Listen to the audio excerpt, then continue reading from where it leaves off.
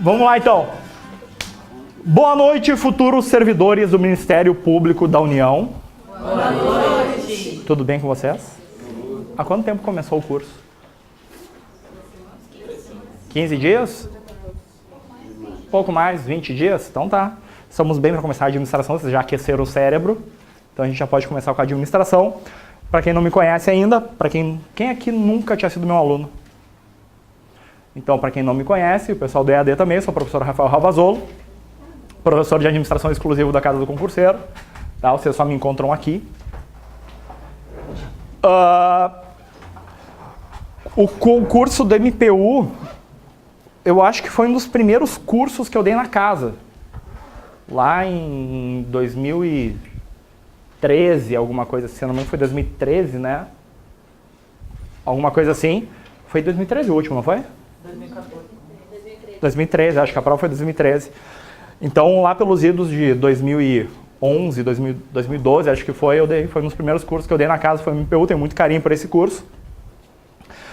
Porque quando eu cheguei na prova, achei maravilhoso. Vocês vão ver a minha análise da prova daqui a pouco. A quantidade de questão de administração na prova, a galera ficou assim, ó. Né? E desde então a administração tem sido cada vez mais privilegiada e a galera se assusta, a galera se apavora. Ai meu Deus, eu não entendo. Ai meu Deus, eu não consigo entender porque um autor diz isso, outro diz aquilo, e a banca diz isso, outra banca diz aquilo. Ótimo. Ótimo que aconteça isso. Sabe por quê? Porque para quem não sabe estudar vai continuar perdido. E é a concorrência de vocês. E vocês aqui vão entender como é que se estuda administração e como é que se estuda com foco na banca. Não se estuda administração genericamente. Não se estuda administração genericamente para concurso. Porque cada banca tem seus autores prediletos, a sua forma de perguntar, a sua forma de entender. Tu pode pegar CESP e FCC perguntando o mesmo assunto e as respostas vão ser diferentes. Porque os autores que elas pegam são diferentes. Ok? A administração ela tem essa característica. Outras matérias têm, por exemplo, lei não tem isso, tá? A não ser que pegue uma jurisprudência absurda ali, alguma coisa assim, né? Pode acontecer isso. Mas, se tu pega a letra da lei, deu. Agora a administração não tem a letra da administração. Tu tem teorias e visões de autores, aí tem que saber qual é o autor que a banca usa, por que ela cobra aquilo. E esse é um papel que não é de vocês. Esse é um papel que eu acredito, a minha crença como professor é que esse é o papel meu. Eu tenho que fazer essa análise e dar para vocês pronto. Para vocês saberem o que estudar, o quanto estudar, o que focar. Para não ficar perdidos. Porque vocês viram a apostila, ela tem 378 páginas? 88? É que aumentou depois, eu incluí mais um pedaço, de última hora. 380 e alguma coisa. Rafael, e aí eu já respondo uma pergunta que sempre surge no fórum. O pessoal chega lá no fórum e pergunta o seguinte: professor, que livro tem que comprar para complementar os estudos de administração do MPU? Eu falo, o livro? Não, tu vai ter que comprar uns 20 livros. Porque esse edital aqui cobra administração geral, administração pública, gestão de pessoas, gestão de materiais. Só de gestão de materiais, o CESP usa 4 livros. De administração geral, ele usa principalmente Chiavenato e Maximiano, mais 2 livros. Gestão de pessoas, ele usa Chiavenato, um outro livro do Chiavenato, na verdade ele usa 2 do Chiavenato, o de Stephen Robbins, comportamento organizacional, na parte de cultura, clima, e mais alguns outros que ele tem usado ali dos últimos 2 anos. Então, só se tu pegar essa brincadeira, já são aí uns 10 livros, cada livro com umas 600, 700 páginas. Alguém vai querer comprar? Não. E agora vocês entenderam porque a apostila tem esse tamanho, porque eu fiz esse trabalho para vocês.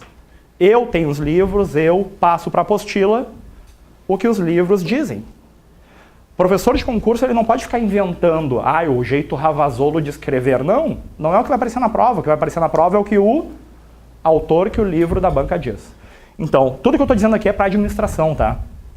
Meu tempo de experiência como professor me ensinou. No início eu tentava reescrever, fazer umas coisas assim, só que daí eu percebi que eu estava, na verdade, errando com os alunos. Porque chegava na hora da prova, caía aquela coisa bem tosca que diz lá no livro, e às vezes até errado.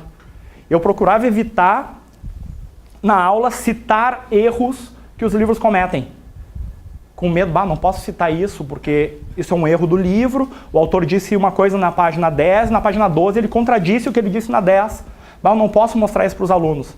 Daí, num ano caía a página 10, 2 anos depois caía a página 12. E os alunos ficavam sem entender. Então hoje eu até cito esses erros para vocês entenderem os absurdos que podem acontecer, mas e ficarem tranquilos, porque é meu papel também montar o recurso para vocês quando isso acontece. Tá? Então, o trabalho de vocês basicamente é, se gostarem da lógica da minha aula, tá? Acompanharem as aulas e entenderem esse método, que a administração tu aprende olhando a matéria e fazendo muita questão, com foco na banca. Quando forem selecionar questões, não adianta pegar a questão da ESAF, não adianta pegar a questão da FCC, não adianta pegar a questão da Fundatec. Vocês vão estar jogando o tempo de vocês fora. Às vezes tu vai ter que perder umas 2 horas para ler uma matéria que só a Fundatec cobra, de um autor que só a Fundatec cobra, e que nunca vai cair numa prova do CESP, do MPU para vocês. Então a administração se estuda com foco na banca. Combinado? Então, vamos lá. Esse é o edital todo? Não, metade dele. Aqui está a parte do edital de administração geral e gestão de pessoas. Tá? Noções de administração, a gente vai seguir mais ou menos essa ordem, tá? Noções de... detalhe importante, a apostila de vocês só tem isso aqui, tá? Não tem gestão de materiais. Vai vir uma segunda apostila para a gestão de materiais. Por quê? Porque eu estou atualizando meus materiais com base nas questões, e todo ano eu faço isso, de atualizar com base nos últimos 2 anos. Tá? Então, vocês não têm a de gestão de materiais ainda, vão ter depois, porque eu ainda estou atualizando ela, eu foquei em fazer essa aí primeiro. Então, abordagem clássica, burocrática e sistêmica são teorias de administração geral, administração privada. Depois a gente entra na parte de administração pública, da evolução do Estado brasileiro, que fala de patrimonialismo, burocracia, modelo gerencial. Depois a gente volta para a parte de administração privada, que fala que é administração geral. As clássicas funções de administração, quem foi meu aluno sabe, né? Planejar, organizar, dirigir e controlar. Né? Falaremos de estrutura organizacional e por aí vai. E depois aqui eles misturaram, eles botaram cultura. Cultura, na verdade, é gestão de pessoas, mas eles botaram em administração geral. Não importa. A gente vai falar no contexto de gestão de pessoas. Depois entra a gestão de pessoas aqui, ó. A parte de comportamento organizacional, que a gente vai abordar cultura. Tá? Motivação e liderança, gestão do desempenho. E aí ele retoma a parte de administração geral falando de gestão da qualidade. Histórico da gestão da qualidade, principais autores da gestão da qualidade. E aí gestão de processos, que ele também adora cobrar. O CESP adora cobrar gestão de processos nas provas, tá? Na última prova ele foi bem amplo, assim, ele tentou chutar para tudo quanto é lado. Tá? Das matérias, assim, ele pegou um pouco de cada um, não teve nenhum desses tópicos aqui, principais, 1, 2, 3, 4, 5, que não tenha sido abordado, ele abordou todos na última prova. E é uma tendência do CESP, tá? Não só na prova do MPU, obviamente, como em todas as provas, tentar ser abrangente, cobrir todo o edital. Depois, a segunda apostila de vocês vai ser a de administração de materiais. Para quem já foi aluno do MPU anterior, essa parte foi dada pela professora Giovana, né? Mas dessa vez eu vou dar ela também. Tá? Toda a parte de administração de materiais está aqui e, basicamente, isso aqui é tudo de administração de materiais. Isso aqui é um livro inteiro de administração de materiais. Tá? Falaremos, isso aqui vai dar umas 4, 5 aulas para a gente falar de tudo isso. Tá? Vão ser as últimas 4 ou 5 aulas, essa parte de administração de materiais. Então a apostila vai ser menor também, não se preocupe. Tá? Pois bem, isso aqui é só para vocês terem noção que a gente vai fazer. E aqui tem noção da última prova. 120 questões, dessas 120, 27 foram de administração. 11 de administração geral, 4 de gestão de pessoas e 12 de administração de materiais. Eles chutaram um balde de administração de materiais, de vez em quando acontece isso. Não que isso sempre vai ser assim. Não foquem os estudos em administração de materiais só porque isso aconteceu. Tá? Na minha análise de outras provas, eu percebo que tem uma variação disso. Tem, às vezes, provas que isso aqui se inverte. Ele vai cobrar 3 vezes mais questão de administração geral do que gestão de materiais. Ele vai pegar uma questão só, com 5, né? Você sabe prova do CESP como é, né? Ele faz um título e escreve ali 3 a 5 questões sobre aquele título, né? Então, sobre a administração de materiais, vai ter 3 a 5 questões. E daí vai ter lá, sobre gestão de processos, umas 3. Sobre a gestão da qualidade, 2 ou 3. Então pode ter uma inversão para vocês. Nesse ponto não tem como a gente dizer qual vai ser o foco. Eu não vou dizer para vocês, estude mais gestão de materiais, e ia estar mentindo para vocês. Pode ter uma reversão disso. Certo? E aqui para vocês terem noção do jeito CESP de perguntar. Como é que o CESP pergunta? Pode ser uma frasezinha, curtinha, que às vezes é ridículo de fácil, tu nem acredita de tão fácil que é, daí o pessoal pensa que é pegadinha, né? Não pode. Aí lê 10 vezes, fica perdendo tempo na prova, porque não acredita que pode ser tão fácil. Ou então, nos menores frascos estão os piores venenos. Aquela questãozinha pequenininha, genérica, que tu olha, pode estar certo ou errado. Não é? Muitas vezes acontece isso. Então, tem algumas curtas, outras mais longas, e a longa, a alternativa longa, ela te mata pelo cansaço, né? Porque tu tem 5 linhas ali. Chegou na última linha, peraí, mas o que ele disse lá na primeira mesmo? E daí o CESP tem aquela característica de colocar uns nãos, né? Porque isso não, nunca, não faz, daí nega a negação, daí tu já deu um nó na cabeça e a pessoa desce da cadeira, deita numa posição fetal no chão e começa a chorar no meio da prova. Tá? Mas isso não é problema de administração. Isso é problema de língua portuguesa, interpretação de texto. Eu estava conversando com um amigo meu ontem até sobre isso. Daí eu já tinha essa noção, né, que muitas das pessoas que começam no mundo do concurso, na verdade, elas demoram para aprender certas matérias porque elas não têm a linguagem básica da matéria ainda dominada. Não são palavras que elas usam no dia a dia. Quem aqui é formado em direito? Ou faz direito? Quem aqui faz administração ou é formado em administração? Se eu uso expressões do administrês com vocês, para vocês já está no dia a dia, já faz parte da cultura de vocês essa linguagem. Agora, o pessoal do direito fica olhando assim, ó. O que é benchmarking? SWOT. Balanced Scorecard. É aula de inglês ou é de administração? Então eu estava conversando com esse meu amigo e ele me disse assim, ó, Rafael, quantas palavras em média um vocabulário bom? A língua portuguesa, se eu não me engano, ela tem em torno de 600 mil palavras. Tá? Óbvio que várias estão já obsoletas, abandonadas. Mas, daí ele perguntou, Rafael, quantas palavras tu acha que um bom vocabulário tem? Uma pessoa com um bom vocabulário sabe quantas palavras, mais ou menos? Quantos vocês acham?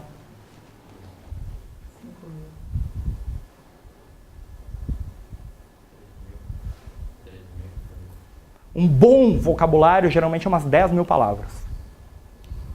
Da tua língua nativa. Se tu sabe umas 3, 4 mil palavras de outra língua, tu já é meio que fluente nessa história. Tá? Mas da língua nativa, 10 mil palavras. Daí ele brincou comigo. Teve um estudo que foi feito por uma pessoa sobre novelas da Globo. Qual é o vocabulário médio de uma novela da Globo? 800 palavras.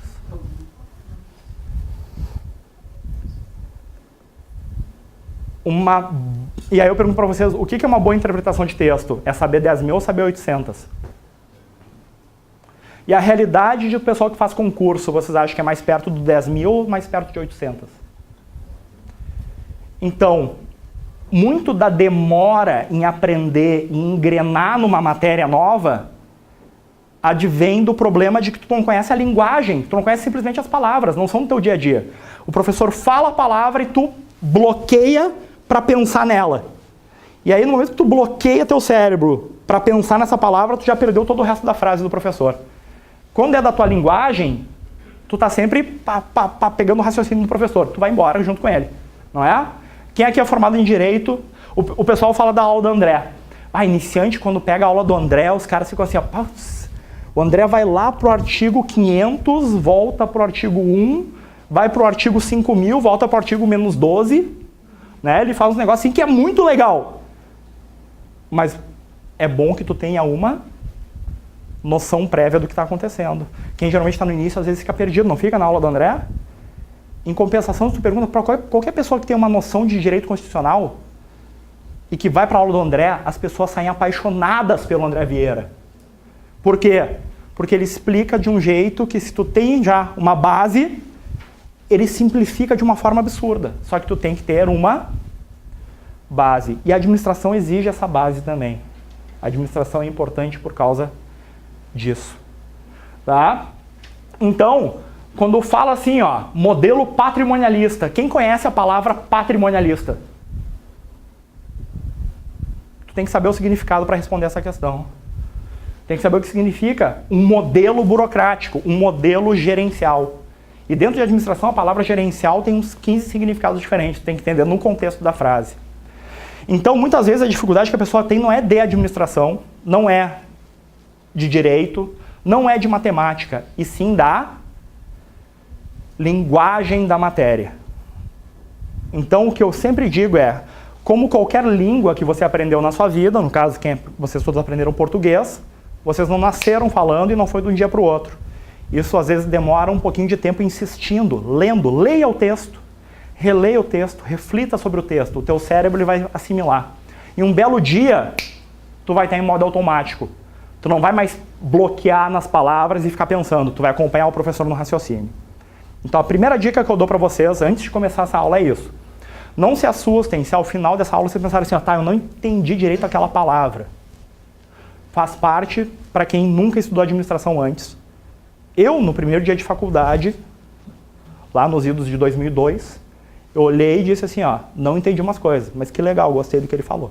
Mas vamos embora. Então, desde então, eu tenho 16 anos de experiência falando essa linguagem. Para mim, é fácil. Para quem é do ramo, é fácil. Agora, eu sou concursado, sou servidor do Tribunal Eleitoral.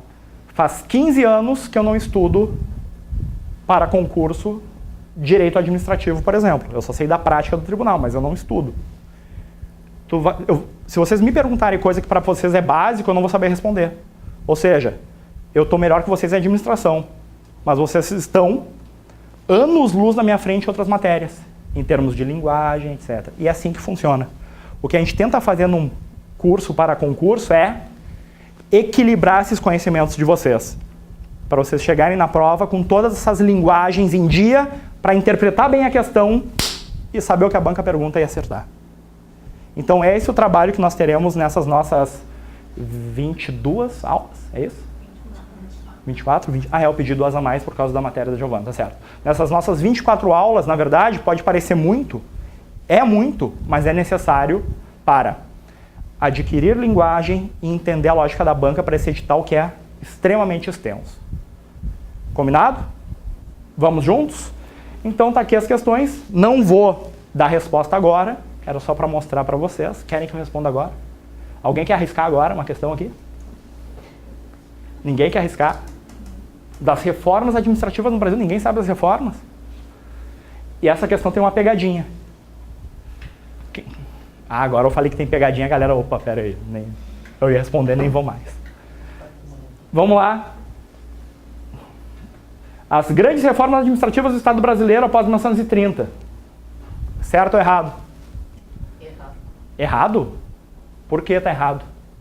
A patrimonialista foi antes de 1930. Ah, não. Era essa a minha dúvida. Na verdade, esses aqui são os 3 modelos de Estado. Patrimonialista, burocrático e gerencial. Reforma só teve 2. A reforma burocrática, que acabou com o modelo patrimonialista, e a reforma gerencial. Então, na verdade, eles fizeram a pegadinha o quê? Misturando os 3 modelos com as reformas. Isso aqui não são 3 reformas, houve apenas 2 reformas.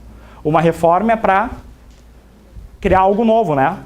Então, houve a reforma burocrática, para implantar o modelo burocrático e acabar com o patrimonialismo, e depois houve a reforma gerencial para implantar um modelo gerencial e, de alguma forma, desburocratizar o país.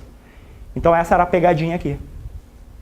Então a galera assistiu aqui 2 aulas sobre isso comigo, na qual eu insisti, e garanto que teve gente que chegou na prova e se atirou na pegadinha, porque olhou os 3 nomes, tá aí os 3 nomes.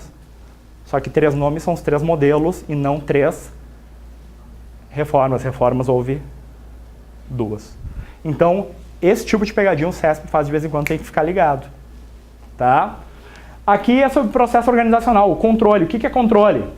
É uma ferramenta que reúne e coordena recursos humanos, financeiros, para atender. É uma ferramenta que aloca recursos. O controle aloca recursos, para quem já foi meu aluno. Quem é que aloca recursos? É uma questão sobre o processo organizacional, né? Lembra do processo organizacional? O famoso pode ser. Planejar, organizar, dirigir e controlar. Ele está falando que isso aqui é controlar. Isso aqui é controlar? Não, controlar é monitorar. Isso aqui é montar uma estrutura organizacional e alocar recursos. Isso aqui é organizar. Então, na verdade, a pegadinha é só essa palavra aqui. Se ele botasse organizar, daria certo. Então é assim que o CESP faz. Questão certa, ele vai dar um conceito inteiro certo. Questão errada, ele vai inserir uma palavra ou trocar uma palavra que vai tornar a questão errada. É com isso que vocês têm que estar treinados. E é isso que a gente vai fazer aqui, treinar bastante questão para chegar com tudo na hora da prova. Combinado? Então, aqui o exemplo. E aqui outro exemplo, mais da parte de administração de materiais e também aqui de administração geral, gestão da qualidade, etc. Tá? Só para mostrar como é que a banca cobra esse tipo de questão. Aqui ele pegou, o edital de vocês fala gestão da qualidade, principais autores, blá blá blá. Ele cobrou um dos principais autores, que é o Deming. E aí o Deming é um cara que tem um negócio que é muito famoso e tem em qualquer livro de administração, que são os 14 princípios. E ele simplesmente pegou de lá, dessa coisa muito conhecida, que são os 14 princípios de Deming, e fez essa questão. E ele está perguntando se, basicamente, se isso aqui são princípios do Deming. E aí quem assistiu minha aula sabia que o Deming, ele é a favor da qualidade, ele é contra números. Ele é contra metas numéricas. Ele é a favor da qualidade e não da quantidade. Um dos princípios dele é esse, é acabar com metas numéricas. O foco tem que ser qualidade. E aí tu lê o início da frase. O modelo proposto do Deming tem ênfase na administração por objetivos. Não, ele era contra a administração por objetivos, porque esses objetivos eram numéricos. E aí tu já matava a questão errada e vai para a próxima. Então, essa é a lógica. Rafael, não sei responder nenhuma dessas questões. Ainda bem, né? Na primeira aula, calma. Se tu soubesse, tu é um gênio. Ou tu já fez a prova antes, né? Mas, se tu não sabe, não te preocupa. Todas essas questões da prova anterior e de provas anteriores serão feitas ao longo dessas aulas. Eu tenho certeza que aí vocês vão responder. Porque vocês já vão saber o que procurar. O jeito que a banca pergunta. E ela se repete muitas vezes nas questões. Fechou? Então, podemos começar a primeira parte. A primeira parte é essa. As teorias de administração, que são a abordagem clássica, a abordagem burocrática e a abordagem sistêmica. A administração, tá? A teoria geral de administração, ela tem, dependendo do autor, ela pode ter 9, 10 teorias, né? Abordagens diferentes. Nesse edital ele cobra só 3 dessas abordagens, que é muito bom. Tá? Se ele cobrasse as 9 ou 10, teria que ser o livro inteiro do Chiavenato. Aqui então são só 3 capítulos do livro dele, que equivale também a 3 capítulos do livro lá do Maximiano.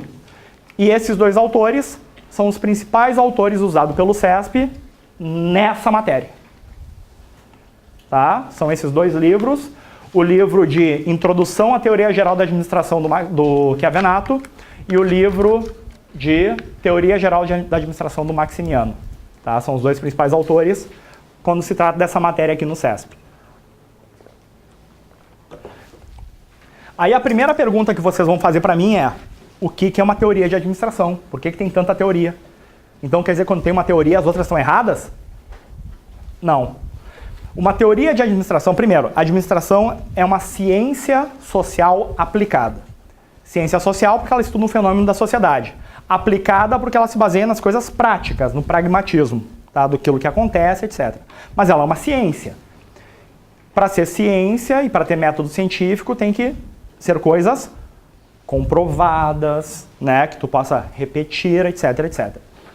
Só que, pensa numa sociedade, pensa numa empresa.